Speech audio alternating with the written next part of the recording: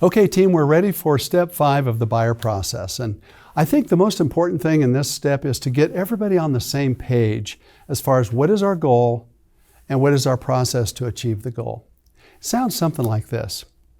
You know, our goal is to help you find a really great home and at the same time make sure that you don't miss out on anything and that you don't pay too much for it. We have a process that we found will help us do that. It's called the funnel process. Would you like to see how it works? That's your intro.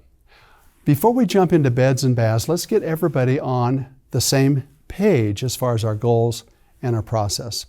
I'm going to walk you through the funnel process here in a moment, but let's do this first. I want you to read about it in your manual. So let's just take a few minutes, let's read step 5, and then we'll come back and I'll do a demonstration for you.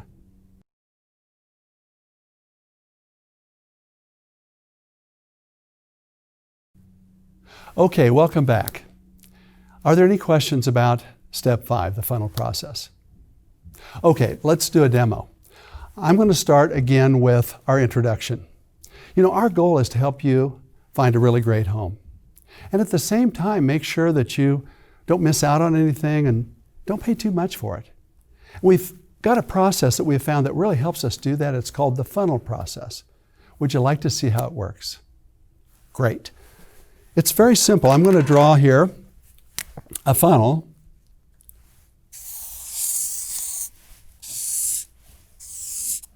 And the simple process is this.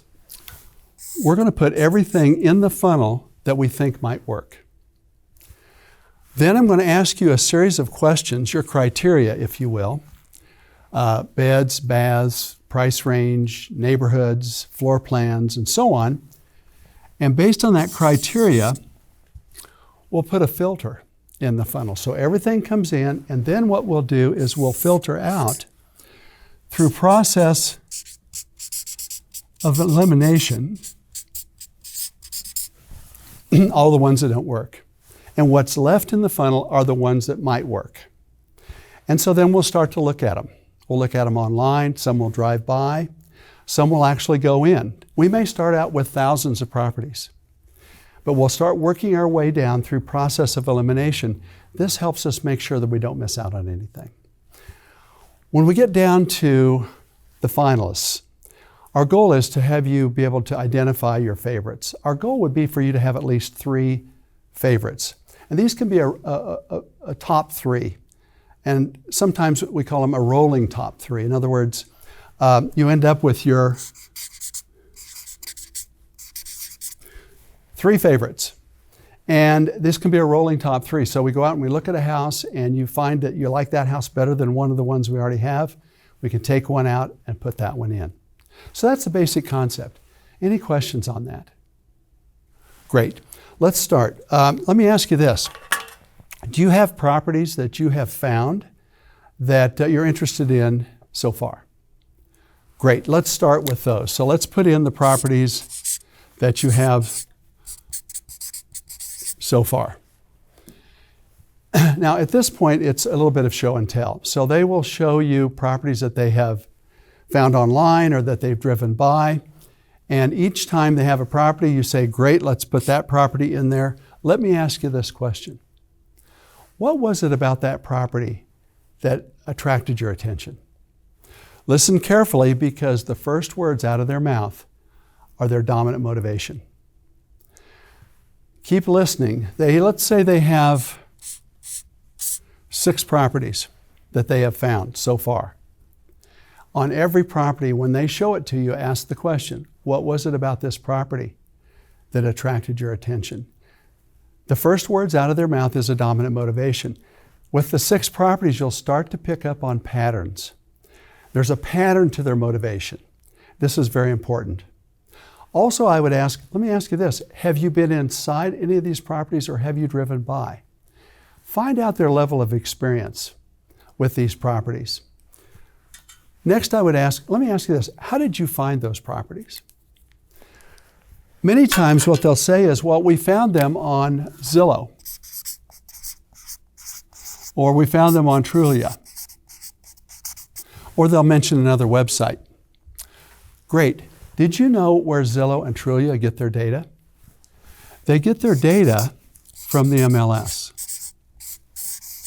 The MLS is really the source. And in fact, it is not only the source, it is the best source because it's the most up-to-date. Have you ever found a house on Zillow and you called on it and you found out that it sold 4 months ago? Well, that's because they don't keep it as up-to-date. We're going to use the MLS because it's updated every minute or so. And let's put everything in the funnel in the MLS. Now that's thousands of properties. We're not going to look at thousands of properties, but we're going to consider thousands of properties at this stage because we want to make sure what? We don't miss anything. How about a new home? New construction. Is that a possibility for you? You know, let's talk a little bit about that. At this stage, I would really encourage you to put it in the funnel. We can eliminate it later. But at this stage, we want to put everything in there so that we what? So that we don't miss anything. Okay? Now, when we're out driving around, if you see a for sale by owner, I want you to be able to consider for sale by owner. I haven't found a for sale by owner yet that wouldn't work with me. If you want my help to help you buy that for sale by owner, I can do it. If you would prefer to work with them directly on your own by yourself, that's up to you. Now, what we might say is that if you have a buyer agency agreement, then you're covered, okay? But you want to have this discussion about for sale by owner. My experience, when I say to somebody that you could do this on your own by yourself, what do you think they're thinking? They don't want to be on their own by themselves. They want to work with a professional, okay? But you want to have this conversation, and we want to put everything in the funnel so that we don't miss anything, okay? Now, there's also bank properties. There aren't a lot of those right now, but we'll consider those. They may be a foreclosure or a bank-owned property.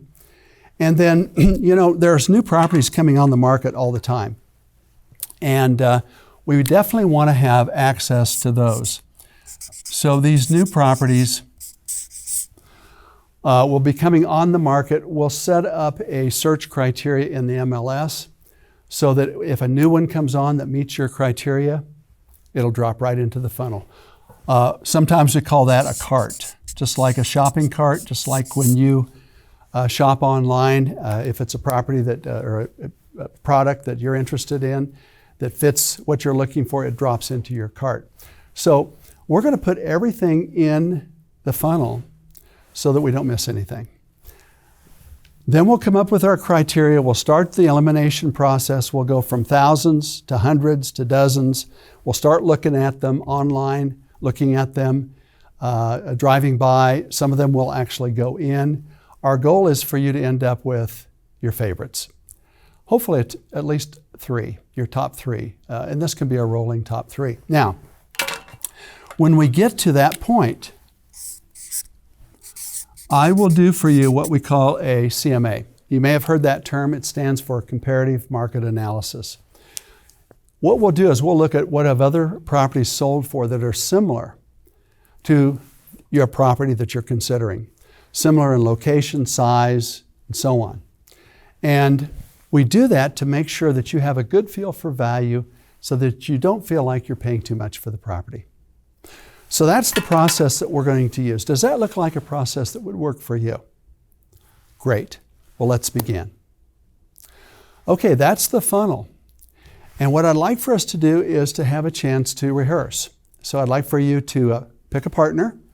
One of you be the ninja, one of you be the buyer, and let's rehearse step 5. Now, before we do that, let me just kind of review some key words in this. We want to put everything in the funnel so we what?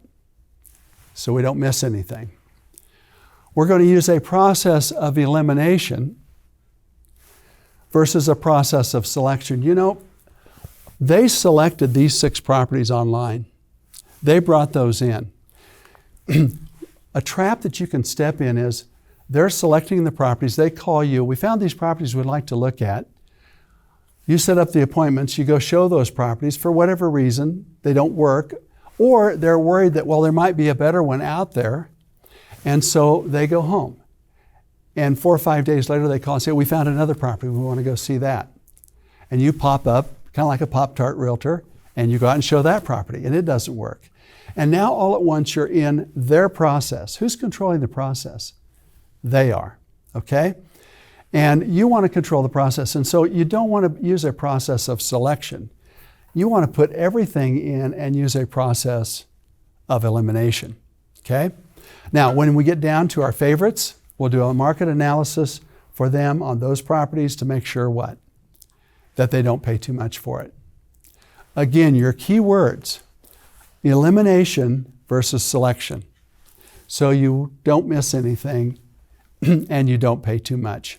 And it's important that you draw this.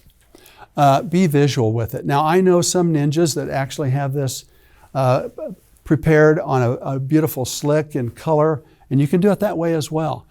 I'm old school. I like to just draw it on a sheet of paper. So let's do this. Let's get a partner. One of you be the buyer, one of you be the ninja, and let's practice the funnel.